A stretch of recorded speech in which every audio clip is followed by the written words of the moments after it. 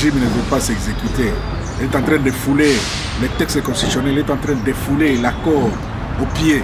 Mais qu'est-ce que nous pouvons dire? Les initiatives pareilles ne peuvent que être les bienvenues, puisque ces 9 anciens chefs d'État, conscients de la situation dans laquelle Koupi sont en train de croupir les compatriotes congolais, même tous les Africains, et à la tête aussi un ancien secrétaire général de l'ONU, c'est tout à fait normal, puisque là, ils n'ont pas parlé seulement des élections au niveau de la démocratie du Congo, ils ont parlé de la stabilité au niveau de la région du Grand Lac, de la stabilité au niveau de l'Afrique centrale, et de la stabilité au niveau de toute l'Afrique, puisque lorsque ça part du Congo, ça peut embraser toute l'Afrique.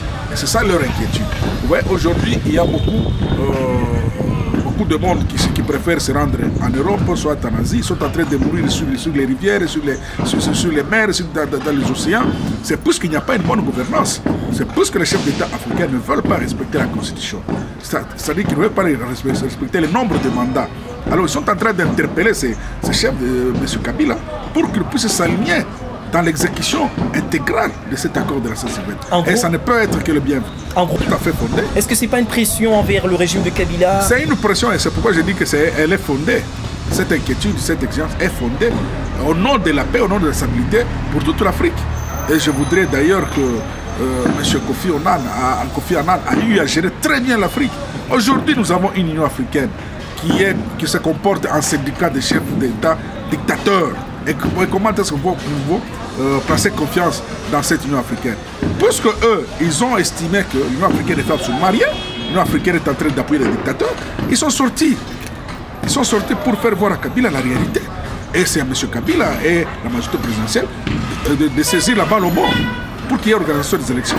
S'il y a toute cette tractation, c'est parce qu'il n'y a pas eu organisation des élections en décembre 2016. En gros, et pour éviter qu'il y ait bain de sang, l'opposition a préféré, sous les auspices de la CENCO, de tenir un dialogue avec la majorité présidentielle.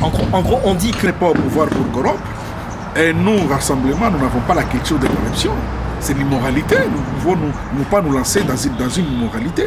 Mais nous savons ceux-là qui ont même placé 5 millions de dollars à un lobbying américain pour plaider de sa cause. C'est le gouvernement qui a pris l'argent du contribuable congolais. Nous, rassemblement, nous fustigeons seulement la manière de gouverner ce pays, la mauvaise gouvernance. Nous passons dans des médias, nous exprimons auprès des ONG internationales. Et c'est entré dans les oreilles de l'Organisation des Nations Unies, tout comme dans les oreilles des anciens présidents. Et c'est pour cela qu'ils ont voulu faire ces plaidoyers.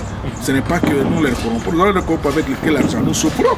La population congolaise est en train de croupir dans une misère profonde. Par contre, il y a ceux-là qui ont l'argent même à Panama Papers, 15 milliards. Et vous dites que nous allons sortir de l'argent où? Merci beaucoup.